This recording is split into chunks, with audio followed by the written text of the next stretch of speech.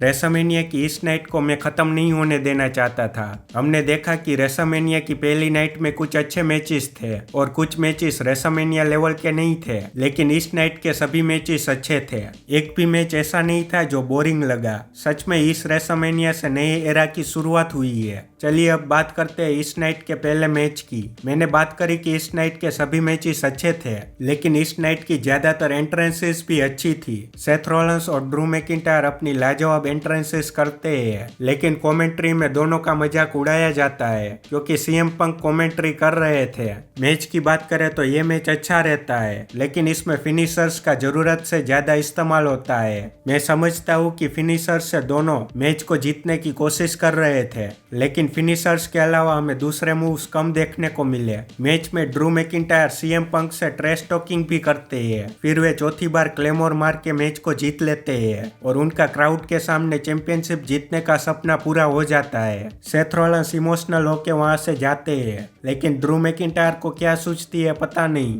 वे CM Punk को उकसाते हैं, जिससे सीएम पंक गुस्सा होकर उनको मारते हैं। फिर डेमियन प्रीस्ट आकर money in the bank cash in करते हैं और ड्रू मैकिंटायर को साउथ ऑफ हेवंस मारकर नए वर्ल्ड हेवीवेट चैंपियन बन जाते हैं। सीएम पंक ये देखकर तालियां बजा रहे थे। मुझे ड्रू मैकिंटायर के लिए बुरा लगा, लेकिन मुझे खुशी इस बात से हुई कि डेमियन प्रीस्ट अब कोडी रोड्स के मैच में कैश इन नहीं करेंगे। चलिए अब बात करते हैं कोडी रोड्स और रोमन रेंस के मैच की। इस मैच में कोडी रोड्स अपनी वाइफ के साथ एंट्रेंस करते हैं, जहां म्यूजिक ऐसा था जैसे कि वे फाइनल बैटल में जा रहे हो। मैच की बात करें तो मैच बहुत ही अच्छा था, क्राउड भी एक्साइटेड था। मैच में Roman Reigns Cross Rhodes, low blow, table पर पावर बॉम्ब और स्पीयर भी मारते हैं। दूसरी तरफ कोडी रोड्स उनको स्पीयर, क्रॉस रोड्स और बैरिकेड में स्पीयर मारते हैं। हमें इस मैच में जिमी ऊसो इंटरफियर करते हुए दिखते हैं, लेकिन जे ऊसो आकर उनको रैंप से नीचे टेबल पर स्पीयर मारते हैं। फिर सोलो आकर कोडी रोड्स को समोन स्पाइक मारते हैं, लेकिन कोडी रोड्स किक आउट करते हैं। फिर वे समोन स्पाइक और स्पीयर का कॉम्बो मारते हैं, लेकिन उसके बावजूद कोडी रोड्स किक आउट करते हैं। फिर सोलो को रोकने के लिए जॉन सीना आते हैं। वे रोमन रेंस को ए मारकर सोलो को अनाउंस टेबल पर ए मारते हैं। फिर द रॉक आकर जॉन सीना को रॉक बॉटम मारते हैं और अपनी बेल्ट से कोडी रोड्स को मारने जा रहे थे। तब सीट का म्यूजिक बजता है और सेथ रॉलिंस सीट के गियर में आकर रॉक को पीछे से स्टील चेयर मारने जाते हैं, जैसा कि उन्होंने रोमन रेंस के साथ किया था। इसलिए रोमन रेंस सुपरमैन पंच मारकर उनको रोकते हैं। फिर अंडरटेकर आकर द रॉक को चोकस्लैम मारते हैं। आखिर में रोमन रेंस, कोडी रोड्स और सेथ रॉलिंस रिंग में होते हैं। रोमन रेंस सेथ रॉलिंस को स्टील चेयर मारते हैं और कोडी रोड्स रोमन रेंस को 3 बार क्रॉस रोड्स मार के मैच को जीत लेते हैं, जिससे रोमन रेंस का 1316 दिनों का टाइटल रेन खत्म हो जाता है। ये मूवमेंट रेसलमेनिया का सबसे यादगार मूवमेंट होने वाला है।